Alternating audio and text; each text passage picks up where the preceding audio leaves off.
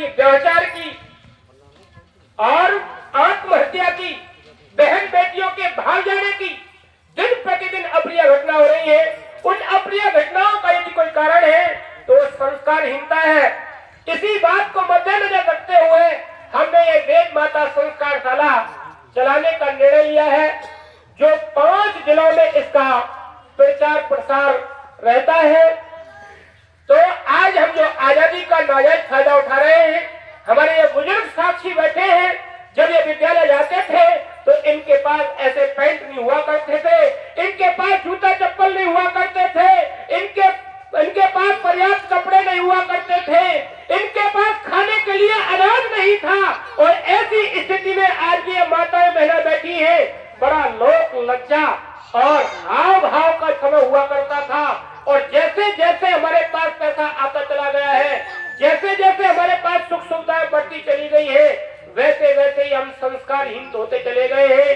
और संस्कारहीनता इतनी चरम सीमा पर पहुंच गई है कि अच्छी बात ऐसे बुरी लगती है जैसे कि ज्वर वाले, बुखार वाले के लिए और खीर और पूरी बुरी लगती हैं। आप देख रहे हैं कि गैल गलियारों में किस तरीके से शराब और जुआ खेले जा रहे हैं।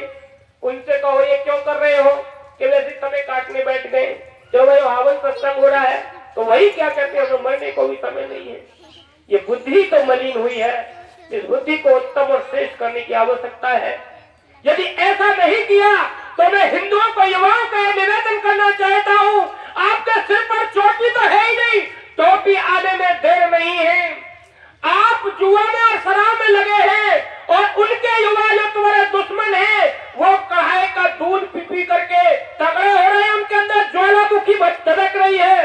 कब तक बीजेपी सरकार रहेगी, कब तक मोदी और योगी रहेंगे? आपको अपने समय की पता नहीं कैसा समय आने वाला है। कोई समय हुआ करता था कि हमारी बहन बेटियों के आंचल काट करके चौराहों पर टांग दिए जाते थे धर्म परिवर्तन करने के लिए, और तलवार की धार पर ये धर्म परिवर्तन किए गए थे। और वह समय आने वाला है, चारों तरफ से हमारे राष्ट्र को घेरे हुआ है। कब कैसा समय आया है कोई पता नहीं। और इस बुरे समय से बचने के लिए सिर्फ और सिर्फ एक ही उपाय है कि हम स्वयं संस्कारवान बने, अपने बच्चों को संस्कारवान बनाएं और ओम की ध्वजा के नीचे आए। सत्य सनातन धर्म ही एक हमें बचने का कवच है। हम पाकिस्तान के रूप में, बांग्लादेश के रूप में, पता नहीं कैसे कैसे देशों के रूप में दिन प्रतिदिन बढ़ते जा रहे हैं। और एक छोटा पाकिस्तान अलीगढ़ को मानिए, आप संभल में चले जाइए, आप बदायूं में चले जाइए, दिन प्रतिदिन राक्षस बढ़ता चला जा रहा है।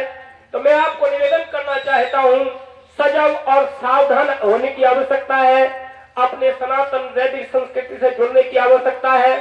20 साल बाद बहुत बड़ी आपत्ति आने वाली है जिसे कि आप विचार नहीं कर पाएंगे।